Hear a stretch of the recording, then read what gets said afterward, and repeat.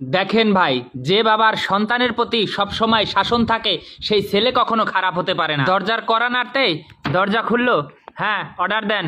তখন অর্ডারটা হাতে ধরে দিল। তখন তাকিয়ে দেখলো, আরে বাবা তুমি, ডেলিভারি ম্যান কই? তখন কষে একটা ঘাড়ানি দিল। আরে ডেলিভারি দিলেই কি তার ডেলিভারি উপরে আনতে হয়? তখন কল্পনায় দেখতে পেল যখন ডেলিভারি করতে আসছে, বলে স্যার একটু ডেলিভারিটা নিয়ে যান, আমি পার্কিংয়ে আছি। আমি পার্কিংয়ের জন্য ডেলিভারি করিনি, আমি চার্জটা দিয়েই নিয়েছি, ঘরের ভেতরে এসে দিয়ে যান। তখন এইভাবে গরম দিয়ে কথা বলছে। তখন অসহায় লোকটি বলল, আচ্ছা স্যার ঠিক আছে। সেই ল্যাংড়া লোকটি হেঁটে হেঁটে কষ্ট করে যাচ্ছে। আরে ভাই আপনি যাচ্ছেন কেন? বলেন তো আমি দিয়ে দেই, নাম্বারটা বলেন ফ্ল্যাট।